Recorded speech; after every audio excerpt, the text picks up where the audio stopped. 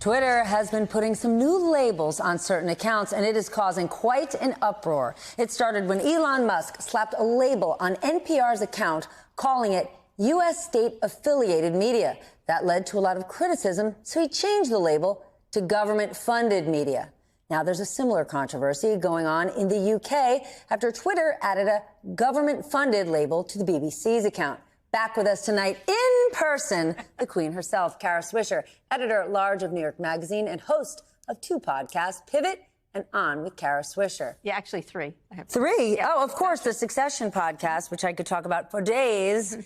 But let's start with Elon. Back? Yes. Okay, good. Let's start with Elon Musk. What do you make of these labels for NPR and the BBC? And is it Elon Musk or is it Twitter, or they're one and the same? No, they're one and the same. Everything Twitter does now is Elon Musk. And so that's all you have to, he just wants to do it because he's playing. But he also, if you notice, took the W off of the title of the company, which I guess I can't say on NBC, so that he made a little joke about women's breasts. Titter. Yes, Titter, yeah. So he does stuff like that. So whatever he does, he does. He's done it in San Francisco right on the actual sign. But isn't that silly and so unfortunate, given how powerful, how influential he is? Yeah. So the state-owned thing is just him just acting out. And, of course, when you say government-funded, there's actually someone I can think of that was government-funded, and that's Elon Musk and Twitter. He got his first funding that saved the company from the government. Now, he paid it back, which is great, and that's how our government should work, is funding promising companies. But he's government-funded. He does SpaceX, also government-funded. Lots of things that Tesla does gets all kinds of government funding and subsidies. So he should know about government funding if he's talking about people are doing And also, taxes. NPR actually has very little of its funding from government. It's a very tiny amount. I think it's 1 or 2%. Most of it is corporate money and donations. And so it's not really that government funded. That's a myth around that. BBC is a different story, but still. Yeah, if you're doing your taxes this week and you drive an electric car, you get a credit if you have one. Do you think this is just him picking fights with journalists? And if so, why?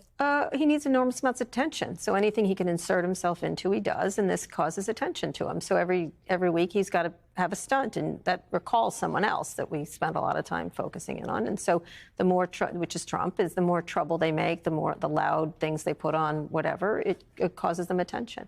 And they can't stand being out of the limelight. I guess. I don't know. I'm not a psychologist. Let's talk about Twitter and Substack. They started to limit how the newsletter platform can show up on the site. It actually had Matt Taibbi, the guy who was all over the Twitter files. At one point, you could say he was maybe even an ally or Twitter adjacent, to leave the platform entirely. What's going on here? Well, it's a competitor. They created a competitive product called Notes, and they put it up, and then he decided he didn't want to help them market it. I think that's as simple as that.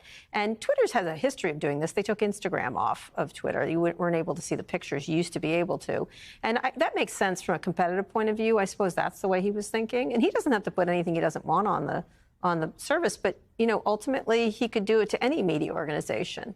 Right? Deciding NBC shouldn't have their, tweets boosted or not boosted or whatever. You have to pay him if you want them boosted. And so he's trying any way he can to come up with a business, and meanwhile trying to limit other people's business. So if Casey wants to go into it or their competitors, he pulls them away. The issue is he's got to come up with a business that makes money. Well, you used to be a massive tweeter, and you've definitely dialed it back. Yes, and I don't allow comments because the comments have gotten so vile. I've cut off comments. And it's unfortunate because I loved, talking to people. I like when people who don't know me, I respond to them. I think people like that. It creates a really vibrant thing. But he's been hostile to...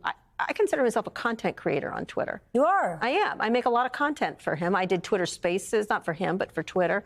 And what's it worth my while to do so now? There's nothing. I just get yelled at. I called names, and then I get insulted by all his minions. So it's not particularly pleasant. Let's talk about something else. In the category of move fast and break things, how worried are you about AI in our lives and the lack of regulation around it? Well, there hasn't been any regulation of the internet, so I think we'll be waiting for AI regulation. I'm worried in a sense, but I'm also encouraged. It's sort of like the beginning of the internet. And when the internet started, it was really hard to know what it would be, right? And so we don't know what AI is going to be, but we have some ideas given how the internet developed. Like, we didn't know there was going to be Google or Uber or anything, or, you know, Tinder or whatever. Nobody Yes, thought. but we say now, oh, if we only knew what they were going to, right?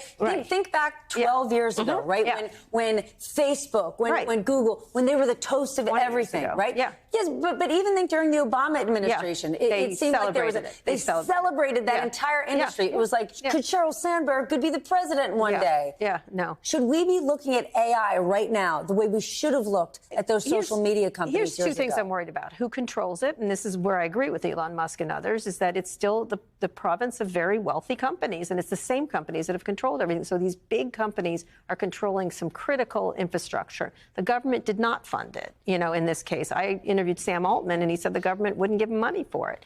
And so they went the profit route, which is an interesting way to do it. But these are big companies making decisions that could impact everybody, just like the internet could. And there's no regulation to speak of. There's also regulatory problems around owning the content. If they're taking and scraping other people's content, say NBC content or my content, are they allowed to do that? Because it's not just links, it's actually taking the content and reformulating it. Is that allowed?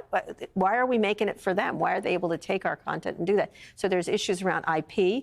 There's issues around liability. Is it going to be covered by Section 230? All kinds of things. Issues. And are any of them going to be solved? I don't know, because some of it's good. The idea that we could have health care to us in better and new ways, where people get better health care information, getting rid of rote tasks, great thing. You don't know what's going to be made. That's the thing. We don't know when it's applied to sports and healthcare and education. It could be mind-blowing, right? Just the way the internet's been. And on the whole, if you're, as Scott Galloway is on Pivot with me, it nets out that the internet's good, but boy, the damage along the way has been hard. So we should be able to anticipate the damage, but we're not going to be able to. The only thing we do know is that bad actors will come in and use it for malfeasance. They will absolutely use it, whether it's deep fakes or anything else. I was just backstage, and my son was showing me a bunch of deep fakes around Obama. And I'm going to get this right. It's called Ice Spice, doing these things where it looks like they're saying them. And it's really the stuff they can do. Scary. But it's not just that. Some of it's fun. That was fun, okay? But what if they started to create... It was fun because it was a funny thing. That's right. But what if they started to create shows that you think you and I are having a conversation, we're not, putting bad things in our mouth, just because we have so much voice all over the internet, you'll be able to create full discussions between us that never happened. And so... it could go anywhere. It could go anywhere. And that's what's worse about it and also kind of cool. And as our audience should know, there are no bad things coming out of Kara and my mouth. All the bad things are in our heads. And I assure you, there's lots of them. There's lots of them. Thank you. Great to see you. Thank you.